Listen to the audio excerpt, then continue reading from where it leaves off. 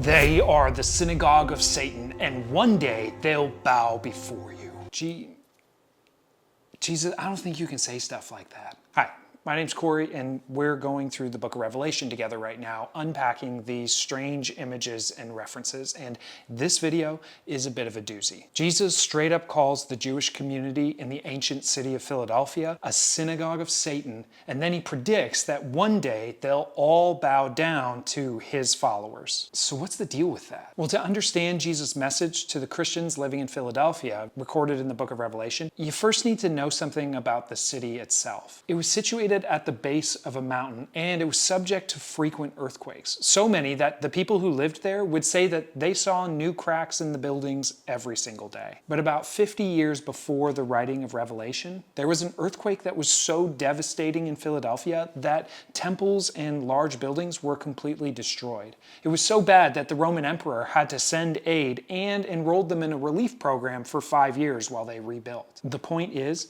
they knew what it meant to suffer trials and tribulations, and they knew how those challenges revealed true integrity and strength. New Testament scholar N.T. Wright points out that though it's likely that while the large temples and buildings were destroyed, the smaller homes on the outskirts of the city that belonged to farmers and poor citizens, they weren't nearly as badly damaged. And that sets up the building image that permeates Jesus' message to the Christians living in Philadelphia, including the synagogue comment. Here's what he says. To the angel of the church in Philadelphia, write, these are the words of him who is holy and true, who holds the key of David. What he opens, no one can shut, and what he shuts, no one can open. I know your deeds. See, I've placed before you an open door that no one can shut. I know that you have little strength, yet you have kept my word and have not denied my name. You see, currently, the Christians in Philadelphia were in a weak state. They had little strength. They were small in number. There wasn't many of them, but they were holding on, not cracking under the pressure to compromise on Jesus' commands or violate their Christian values, especially not in the face of pressure from much larger religious organizations, like the Jewish community in Philadelphia. The scenario isn't, a church on one corner and the synagogue on the other. The church probably had less than 50 people, and the Jewish community was probably in the couple thousands. And that's where the language here gets tense. I will make those who are of the synagogue of Satan, who claim to be Jews, though they are not, but are liars. When Jesus talks about those who say they are Jews but are not, he's asserting that a true follower of Judaism would have accepted that he was the Messiah. And since these assemblies of Jewish folks in Philadelphia don't accept him and instead persecute his followers, they're deemed to be false adherents of Judaism in Jesus' eyes. He then calls them synagogues of Satan, referring to those assemblies who were ratting out Christians to the Roman government to be arrested for not participating in the religious cults. A synagogue here doesn't refer to the actual Jewish house of worship, but it's just a generic term that references an assembly of people. It's a gathering. And the name, Satan, literally means the accuser. So they've become assemblies of accusation, hence synagogue of Satan. Then Jesus says, I will make them come and fall down at your feet and acknowledge that I have loved you. This is a reference to the messianic motif that goes throughout the entire Old Testament, that at the end of the age, when the kingdom of God comes in its fullness, there's going to be this great reckoning where the people who rejected God will be required to acknowledge the error of their ways in front of God's people. But that's not all that Jesus is promising to them.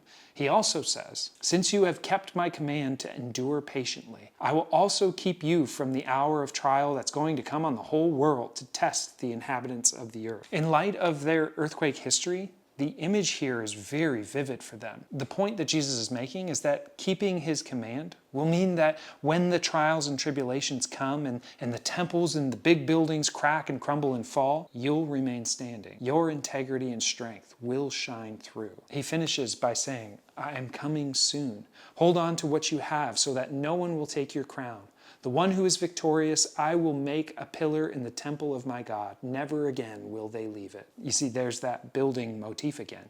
You're being built into the kind of building that can withstand anything that this existence has to throw at it. I will write on them the name of my God and the name of the city of my God, the New Jerusalem, which is coming down out of heaven from my God, and I will also write on them my new name. Look, this is going to come up later in Revelation again, but there's a contrast that's going on here between the markings of Jesus and the markings of the beast. but we'll get to that in a future video. So what's the point here? Did Jesus utter some hate speech? Well, I'll let you decide, but I think it's important to understand the context. Jesus is trying to fortify this tiny community of followers who are living in a city that are literally trying to stamp them out. They're small, but size isn't what matters here. It's really about their integrity. It's their commitment. It's their faithfulness to the teachings of Jesus. Jesus' message to them is simply this: yes, trials will come, but your commitment to my teaching will allow you to come out the other side as a pillar in the new thing that I'm building, and everyone else will bow down in recognition. What about us? What do we take from this? I think one thing we can take from this is that the size of your church is not evidence of the strength of your faith. Commitment to the commands of Jesus is. Especially when it comes to where I live. While the average church attendance around most churches is about 50 people, what gets the most attention is large churches and big personality pastors. There's an entire ethos around the idea that if you're healthy, you're growing numerically. And I don't totally discount that, but it's not really a good metric according to Jesus. Drawing a large crowd isn't a sign that you're a faithful church. Being a people who are committed to the way of Jesus does. And those aren't necessarily different, but they're definitely not the same either. Secondly, if you're a follower of Jesus, you're being invited to walk through the door that only He can open, to be included as a pillar in the new world that He will make. And I think that's an incredible invitation. One of the New Testament authors wrote that the fruit of receiving that invitation would result in more love and joy, peace and patience, kindness, goodness, gentleness, faithfulness, and self-control. In other words, this new thing that Jesus will build is a place where everything is as it ought to be, where everything that you look at and think, man, that's not the way it's supposed to be, that's not the way it's supposed to be, that's not the way it's supposed to be, that's not the way it's supposed to be. All of that will be made right. Even if you're not sure you believe any of this is true, isn't there a part of you that hopes that it is? Stay committed to His command, to love one another as He has loved you. It's interesting, when the earthquakes of life come, Jesus' promise here became a well of strength for the Christians in Philadelphia to draw on, so that when everything around them was crumbling, that they were still able to stand. And I wonder if it could do the same for you. What do you think? Let me know. What does Jesus' message to Philadelphia mean for you? What ideas does this bring up for you? And hey, before you go and click out of this video, click subscribe if you liked it. Click the donate button if you want to support this ministry. This only exists if people like you become financial supporters. And join the email list if you want to stay in touch and get connected.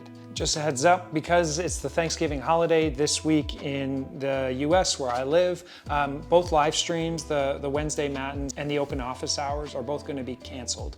And we'll pick things back up next week. Thanks for watching, and we'll see you next time.